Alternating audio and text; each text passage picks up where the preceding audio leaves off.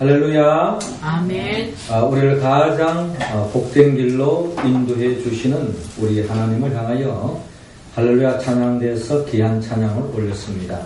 우리 주님께서 영광 중에 받아주신 줄로 믿습니다. 아멘. 찬양의 가사처럼 늘 주님의 이끌리심에 우리가 이끌림 받아서 더없이 부족함이 없는 삶, 복된 삶으로 나아가는 우리 모두가 되기를 주의 이름으로 축원합니다. 우리 옆 사람 한번 인사 나눕시다.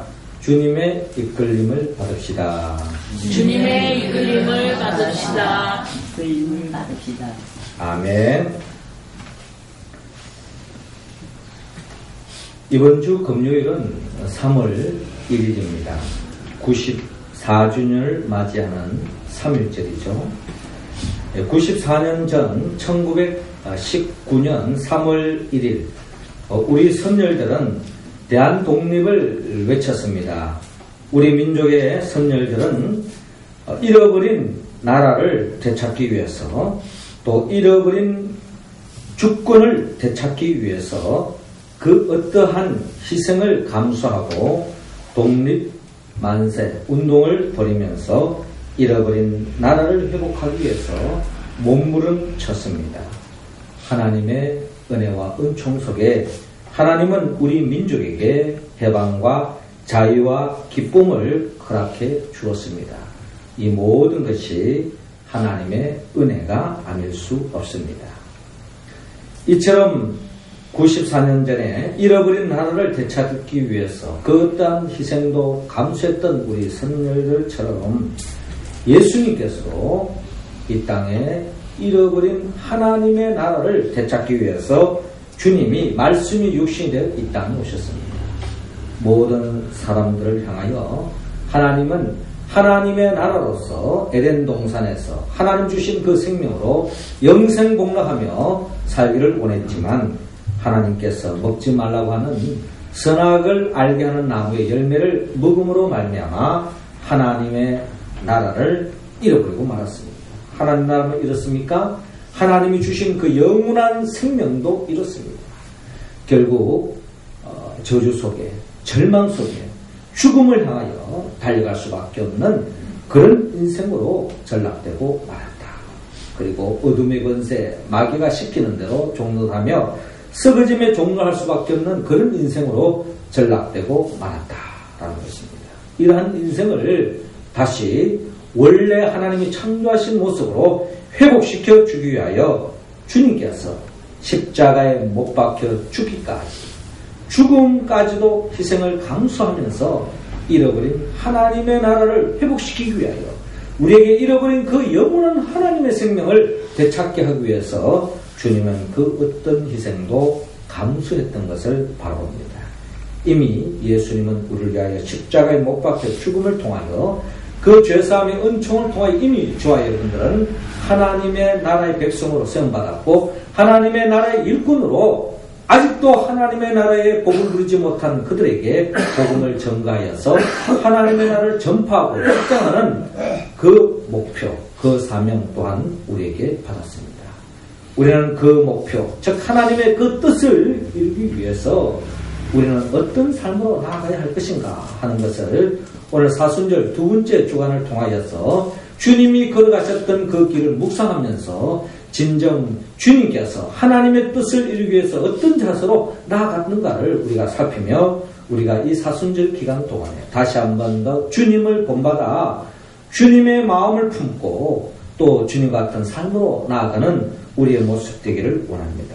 먼저 하나님께서는 우리 모두가 잃어버린 하나님 나라를 되찾은 것처럼 아직도 그 나라를 누리지 못하는 그들에게 주의 복음을 전파하는 가운데 우리가 가져야 할 자세가 있다면 하나님께서는 오늘 본문 31절을 중심으로 고난을 감수하라고 말씀하고 있습니다. 자, 31절 말씀 우리 같이 한번 읽어봅니다. 시작. 곧 그때에 어떤 바리새인들이 나와서 이르되 나아가서 여기를 떠나소서 헤롯이 당신을 죽이고자 하나이다. 아멘.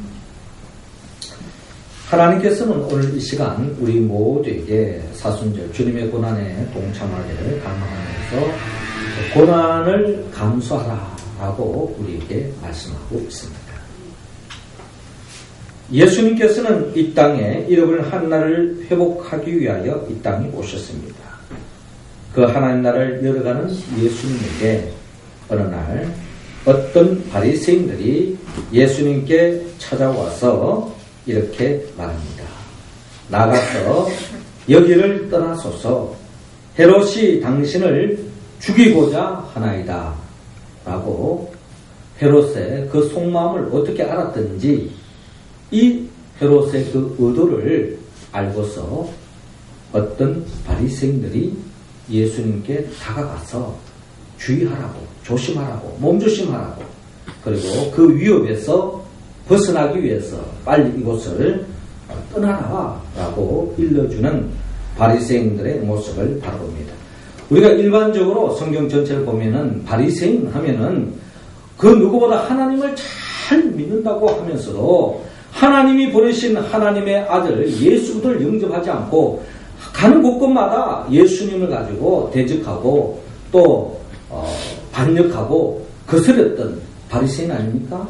그리고 본다면 우리 정서적으로 이 바리새인은 참 못된 사람이구만 이렇게 생각할 수 있는데 오늘 이 성경 본문에 보면 바리새인 다 그렇지는 않을 것 같습니다. 어떤 바리새인 한 사람이 아니고 어떤 바리새인들이라고 말하는 거 보면은 한 사람이 아니라 그래도 대다수의 많은 또 바리새인 중에도 주님에 대해서 나름대로 호감을 가지고 주님에 대해서 염려하고 걱정하고 근심하는 주님을 위하는 그런 바리새인도 있었다는 것을 오늘 성경을 통하여 우리는 엿볼 수 있습니다. 자, 이 바리새인들이 다가와서 주님께 하신 말씀이 뭡니까? 나가서 여기를 떠나소서. 헤롯이 당신을 죽이고자 하고 있습니다. 헤롯의 살기를 느낄 수 있습니다. 이런 곳에 예수님이 빨리 떠나는 게 좋다는 거죠.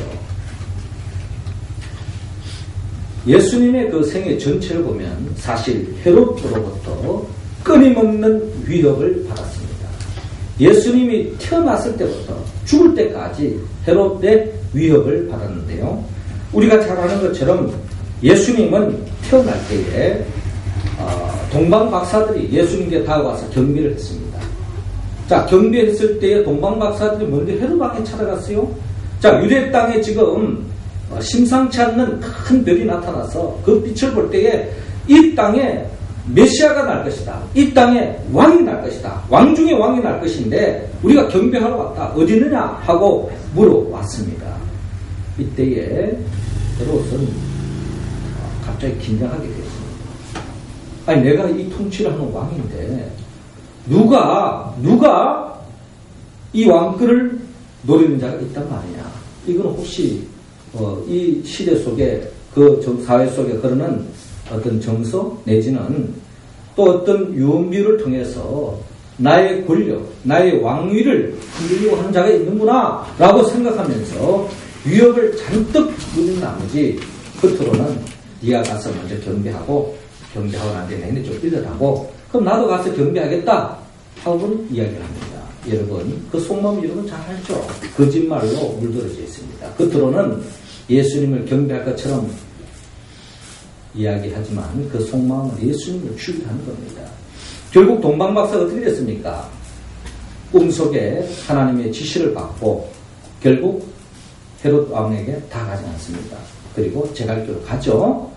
그 사실을 뒤늦게 알았던 헤롯 왕은 더 긴장하게 됩니다. 그 다음에 헤롯이 내린 정책이 뭐냐면은 그 당시 예수님이 태어난 그 당시에 2살배기 남자애들은 다 죽여버리라 하는 학살 명령이 일어납니다. 그때의 남자아이들은 2살배기는 다 죽음을 당했습니다.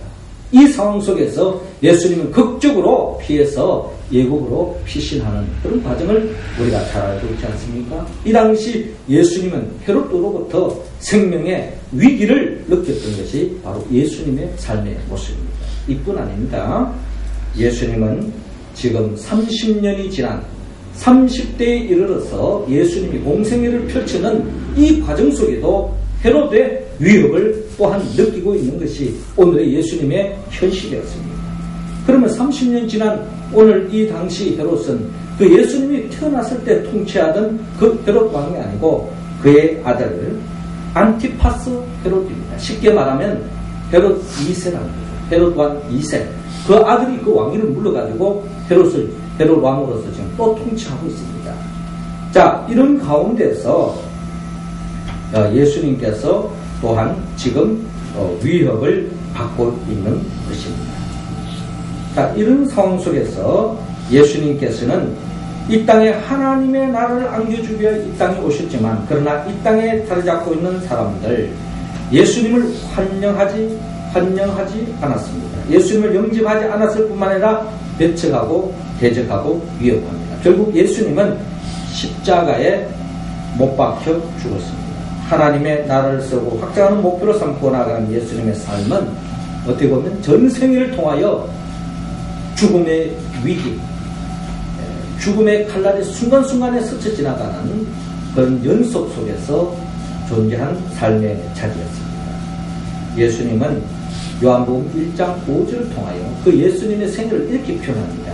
빛이 어둠에 비치되 어둠이 깨닫지 못하더라 라고 성경은 분명히 영적인 말씀을 우리에게 들려주고 있습니다. 여러분, 예수님만 하나님의 나라를 확장하고 뜻을 이루는 가운데 고난을 받지 않았습니다. 예수님의 그 길을 뒤따라갔던 그 초대교회의 모든 성도들 그리고 사도들도 주님이 걸어가신 그 길, 고난의 길을 걸어가셨던 것을 우리가 성경을 통해서 잘 알 수 있습니다. 우리가 잘 아는 사도행전 7장에 보면 예수님이 이 세상을 떠난 후에 예루살렘 교회 공동체가 형성되어지고 그 교회 집사가 말이죠, 주의 복음을 전가하다가 돌에 맞아 죽는 현장을 우리가 사도행전 7장을 가보면 바라볼 수 있습니다. 여러분, 초대교회 집사는 주의 복음을 전가하다가 돌에 맞아 죽는 것을 각오하고 복음을 전개했던 것이 초대교회 공동체의 집사의 영적 수준이었다는 것을 우리는 한 번쯤은 생각해야 합니다. 이 사람 지금 무슨 자기 사업하다가 무슨 자기 욕심 부리다가 뭐 죄에 걸려가지고 율법에 의해서 지금 돌에 맞아 죽는 게 아닙니다. 주 예수 그리스도의 그 복음, 하나님의 나라의 확장을 위해서, 잃어버린 하나님의 나라를 되찾게 하기 위해서 그 누구도 아닌 가장 하나님을 잘 믿는다고 하는 그 유대인들에게 주의 복음을 전가하는데 그들이 못마땅한 겁니다. 결국 스데반 집사를 돌로 비참하게 죽여버립니다. 그때 스데반이 뭐라고 이야기했습니까? 하나님, 이럴 수 있습니까? 내가 뭐 지금 다른 거 하는 것도 아니고 하나님의 영광을 위하여서 복음 전가하는데 왜 내게 이런 일이 당합니까? 네?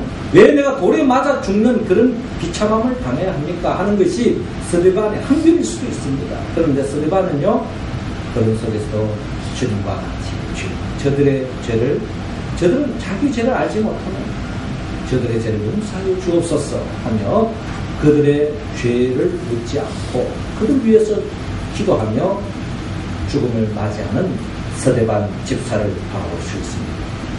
스데반 집사만 고난을 당했습니까? 이어지는 하나님의 나라에 앞장섰던 사도 바울, 그 또한 그의 삶의 전체는 고난의 연속이었다. 고난의 연속이었다. 고린도후서 11장 23절 이하를 보면 저가 그리스도의 일꾼이냐 정신없는 말을 하거니와 나도 더욱 그리하더라. 내가 수고를 넘치도록 하고 옥에 갇히기도 하고 더 많이 하고 매도 수없이 많다. 오늘 보이는 주의 종 사도 바울이 유대인들에게 의해서 매를 수없이 맞았습니다. 유대인들은 40대 이상 때리지 않습니다. 40에 하나, 가만 39대. 왜 40대를 맞으면 다 죽는다고 생각했어요? 그래서 하나를 가면 죽지 않을 정도로 완전히 그냥 초죽음을 시킵니다. 그런 죽음을 스데반은 5번이나 맞았다. 그 정도 당하면 저 같으면 주의 종이고 그냥 때려치우겠다는 거예요. 주의 복음 전가하고 하늘을 위하는데 왜 내가 이런 어려움을 당해야 되느냐. 그리고 몇 번 맞다 보면요, 자존심이 구겨집니다. 사람만 봐도 얼굴 대하고 싶지 않습니다. 도망가고 싶은 것이 인간의 심입니다. 그런 가운데 사도 바울은 그 모든 것을 감내합니다. 3번 태장으로 맞고 1번 돌에 맞고 돌에 맞은 적도 있어요. 또 3번 파선하였는데 일주야를 기품해서 지냈고 11번 여행의 강의 위험과 강도의 위험과 동족의 위험과 이방인의 위험과 신의 위험과 광야의 위험과 바다의 위험과 거짓 형제들의 위험을 당하고 또 수고하고 애쓰고 여러분 자지도 못하고 줄이며 목마르고 여러분 굶고 춥고 헐거졌노라. 예. 주의 종 사도 바울이 그와 같은 삶의 여정입니다. 하나님 나라를 위하여 나아가는 가운데 박수 쳐주지는 못하고 무슨 맛있는 거 사주지는 못할 망정 이렇게 어렵게 할 수 있느냐라고 사도 바울은 항변할 수 있겠지만 그러나 사도 바울은 그 모든 것을 감내하고 하나님의 나라의 확장을 위하여 예수 그리스도로부터 시작된 이 하나님의 나라가 시작되었는데 이 하나님의 나라를 전파하기 위해서 그 어떠한 고난과 고초도 다 감수했다. 기독교 역사를 보면요, 요한 그리스도톰이 있습니다. 이분은 유독시아라고 하는 황후가 통치할 때에 유배를 하게 되었습니다. 주의 복음을 전하다가 억울하게 유배를 당하면서 설교했던 내용의 한 부분을 보면 이런 내용이 있어요. 우리가 무엇을 두려워하리? 쫓아내면 엘리야처럼 될 것이고 구둥이에 빠지면 예레미야처럼 될 것이고 바다에 던져지면 요나같이 될 것이고 목베임을 당하면 세례 요한같이 될 것이고 매를 맞으면 사도 바울같이 되리라 라고 전거했습니다. 그렇습니다. 하나님의 나라의 확장을 위하여 살아가는 그 삶의 여정은 영광과 기쁨과 환대와 대접만 있는 것이 아닙니다. 거기에는 엄청난 고난과 고초도 병행하고 있다는 것을 우리는 기억해야 합니다. 복음 들고 나아가는 가운데 하나님의 일을 감당하는 데는 반드시 핍박이 찾아올 수 있습니다. 그러나 우리는 믿습니다. 십자가 고난 뒤에는 반드시 부활의 영광이 있다는 것입니다. 추운 겨울이 계속 지속되지 않습니다. 추운 겨울이 지나가면요 반드시 봄이 오고 봄비가 내려지고 화창한 봄날이 우리의 삶 속에 찾아오는 것처럼 우리의 삶은 끊임없이 주 예수 그리스도 안에서 십자가의 고난으로 끝나는 것이 아니라 부활의 영광의 삶으로 나아가는 줄로 여러분 믿으시기 바랍니다. 그러기에 우리는 찬송을 통하여 어두운 후에 빛이 오며 바람 분 후에 잔잔하고 소나기 후에 햇빛 나며 수고한 후에 쉼이 있네. 연약한 후에 강건하며 애통한 후에 위로받고 눈물 난 후에 웃음 있고 씨 뿌린 후에 추수하네. 할렐루야. 여러분들의 믿음의 여정 속에 주의 뜻을 따르고 주의 일을 감당하는 가운데 당하는 어려움과 불편함과 수고와 희생이 있다면 결코 그 수고와 희생으로 끝나지 않을 것입니다. 하나님께서는 반드시 우리의 삶 속에 30배, 60배, 100배의 결실로 안겨주시는 줄로 믿고 오늘 주님 안에서 당하는 그 고난과 고초를 감내하여서 또 최후의 승리, 하나님이 예비하신 그 기쁨의 자리에 이르는 우리 모두가 되기를 주의 이름으로 축원합니다. 이어서 두 번째, 하나님 나라 확장을 위하여 나아갈 때에 고난이 찾아오더라도 고난을 감수할 뿐만 아니라 한 걸음 더 나아가 하나님은 우리 모두에게 오늘에 충실하라 라고 우리에게 말씀하고 있습니다. 자, 32절 말씀 우리 할렐루야 찬양대원들이 읽어주시기 바랍니다. 시작. 이르시되 너희는 가서 저 여우에게 이르되 오늘과 내일은 내가 귀신을 쫓아내며 병을 고치다가 제 3일에는 완전하여지리라 하라. 아멘. 하나님은 하나님의 일꾼으로 하나님의 뜻을 이루는 자들에게 오늘에 충실하라고 우리에게 말씀하고 있습니다.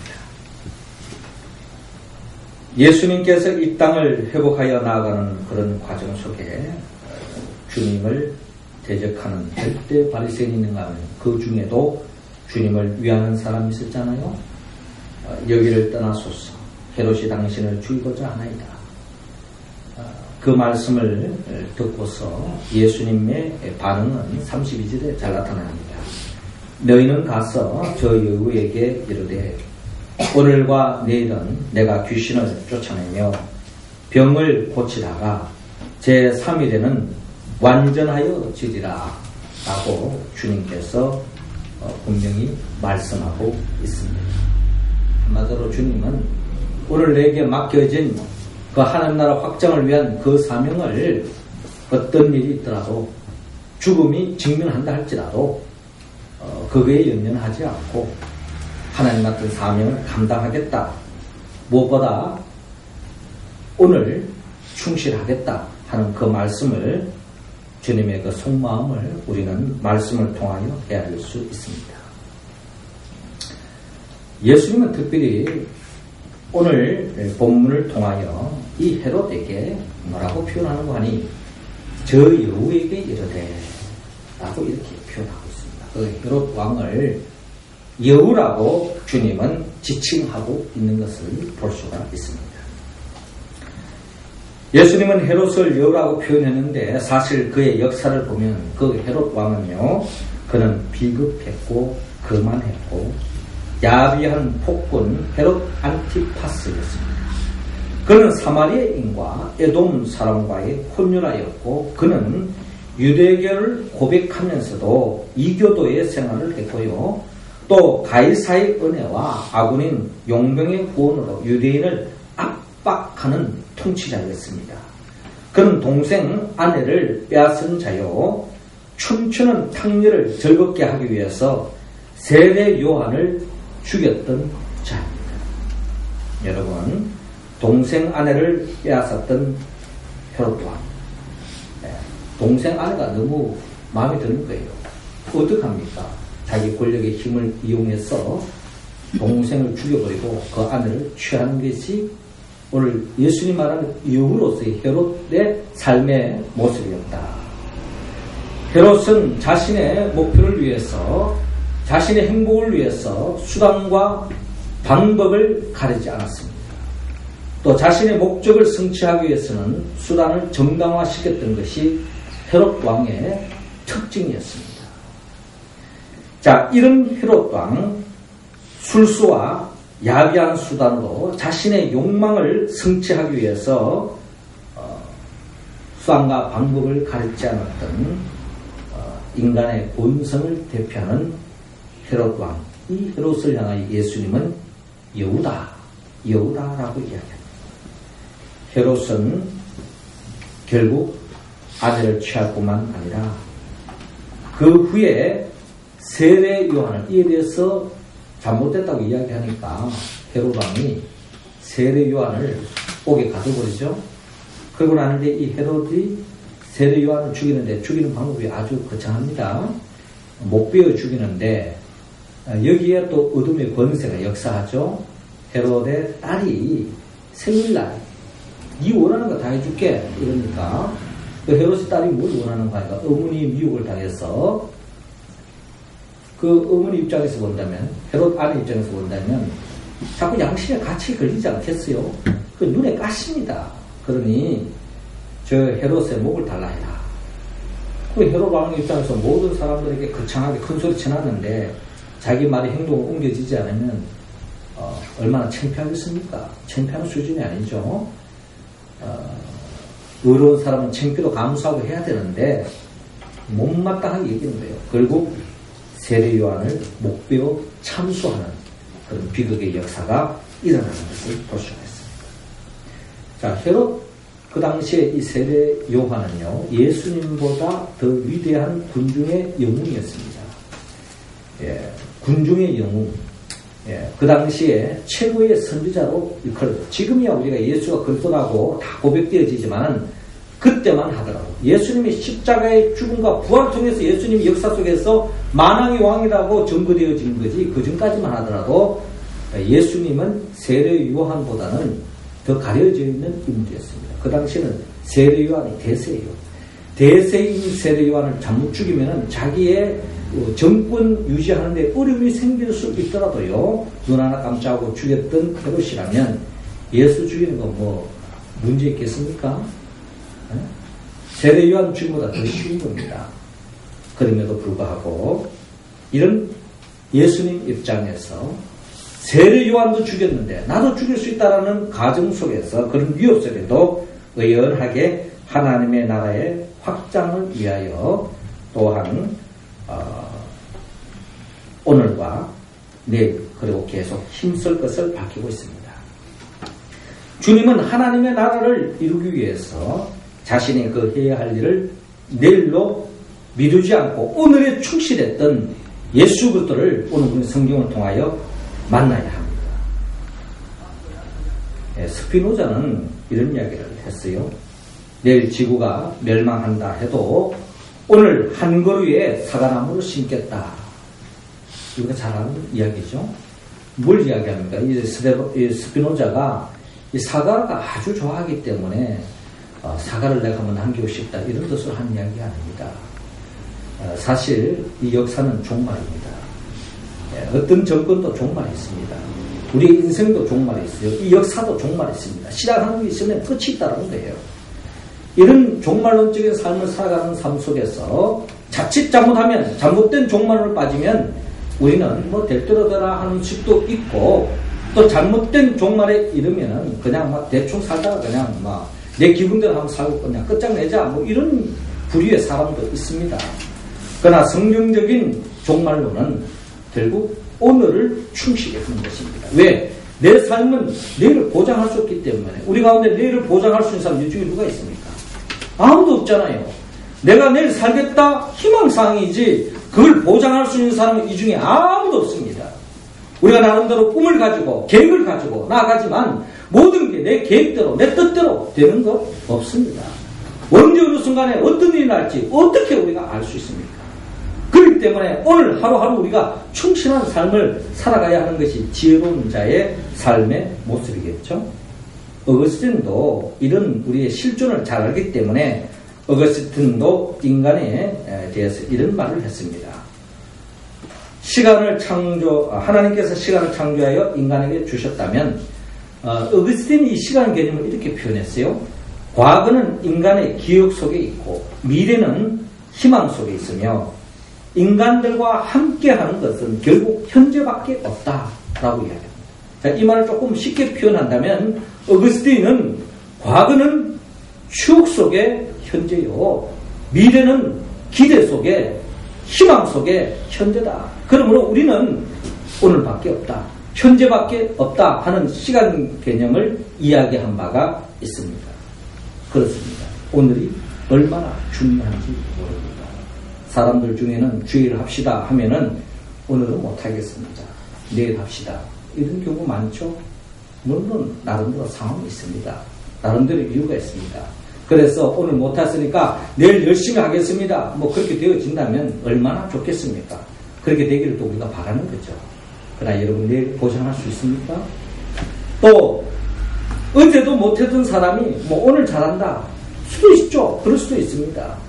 그러나 오늘 성경이 보여주는 우리 주님은 어제도 충실했고 오늘도 충실하고 내일도 충실합니다. 그 충실의 개념은, 기준은 내가 주어진 상황 속에서 최선을 다하는 삶, 이게 바로 오늘 충실히 살아가는 삶의 모습 아니겠습니까? 우리는 어떤 기준을 통해서 오늘 내가 충실했나, 그 기준은 변화될 수가 있습니다. 내가 오늘도 엄청 열심히 했는데 내보다 더 열심히 하는 사람 비교해보면 내 모습이 초라한 거예요. 그러나 중요한 것은 오늘 내가 주어진 상황에서 최선을 다하는 삶, 이게 하나님이 기뻐하는 삶의 자세다라는 것입니다.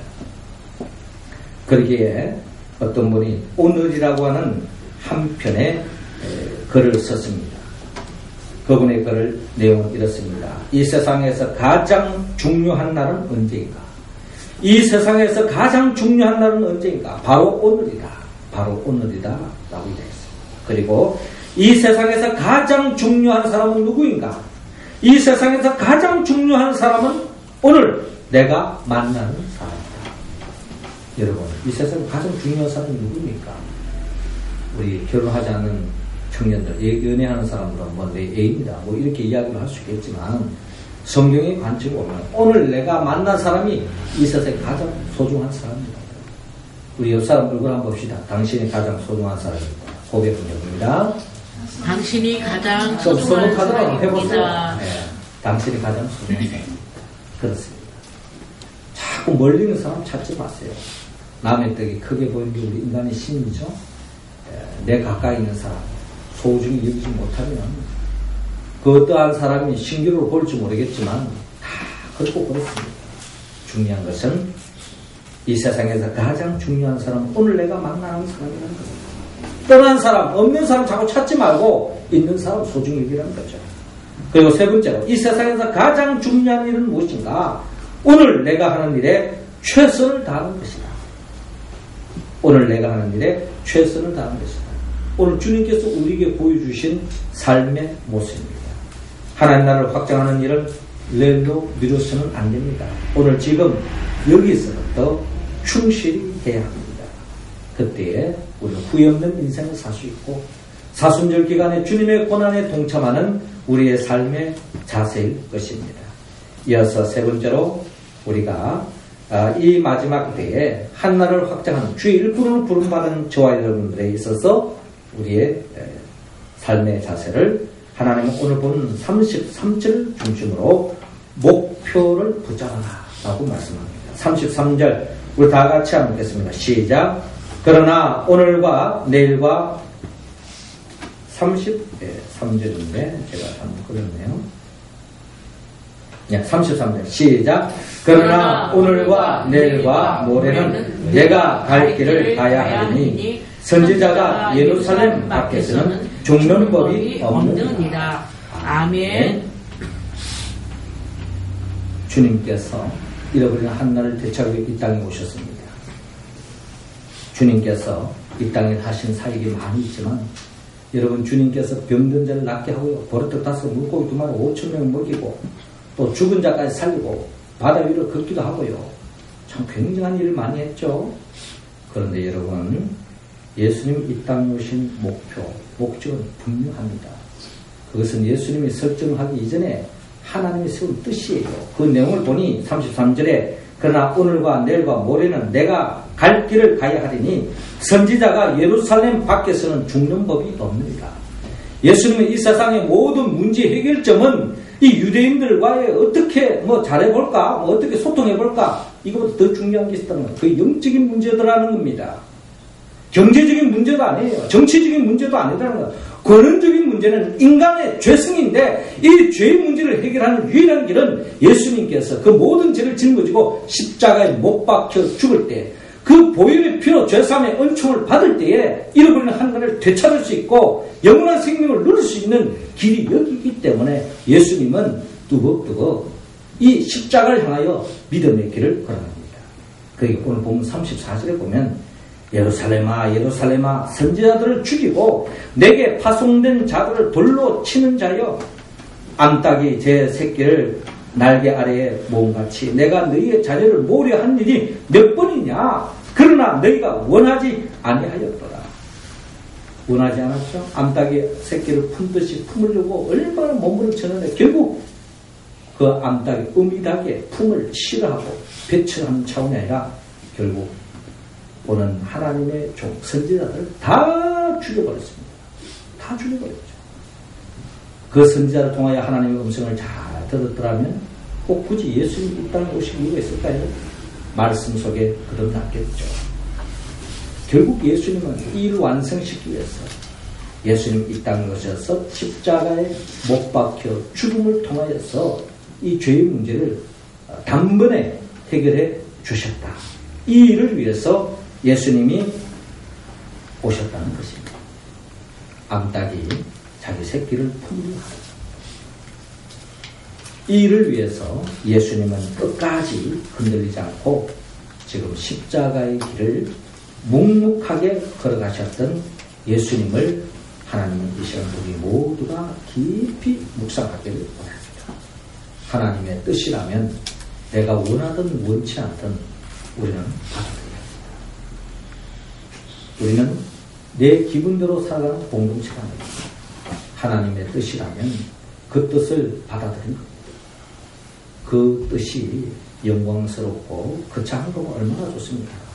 그런데 주님은 죽음을 통하여 그 뜻을 이루었습니다. 우리의 삶의 자리에 그 십자가, 그 죽음이 무엇인가를 주님은 우리에게 해야 되기를 원합니다.